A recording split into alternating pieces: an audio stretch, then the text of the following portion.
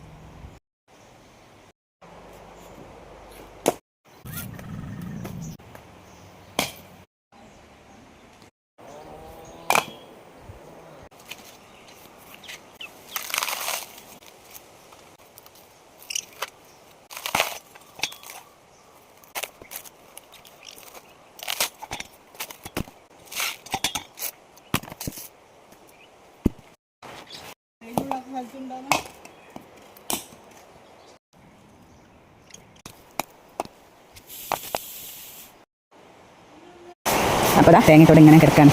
കിടക്കേണ്ട ഓരോ തെങ്ങിൻ്റെ ചുവട്ടിലായിട്ട് ഞാൻ ഇങ്ങനെ കൂട്ടിയിടുന്നില്ല.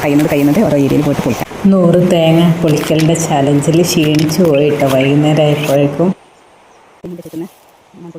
അപ്പോൾ ഇതാ നമ്മൾ തേങ്ങയൊക്കെ പൊളിച്ച് കഴിഞ്ഞ് എല്ലാം കൂട്ടിക്കൊണ്ടിട്ട് കേട്ടോ.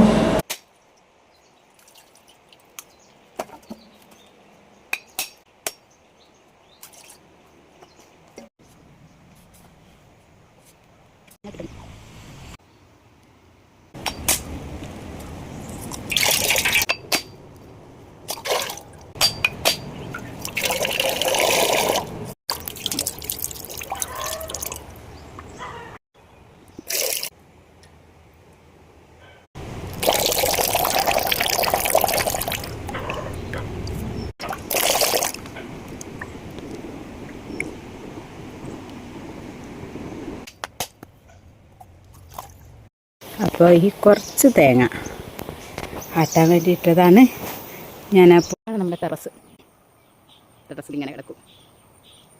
തേങ്ങൻ്റെ ഗോതമ്പ് കുറച്ച് തേങ്ങ ഡ്രയറിൽ തീ കത്തിച്ചിട്ട് ഉണക്കിയെടുക്കാം. ഇനി പടുത്ത ടോപ്പിലുണ്ടായിരുന്ന ടയറും പുറത്തേക്ക് വെച്ചു, താഴെ മുകളിലേക്ക് വെച്ചു.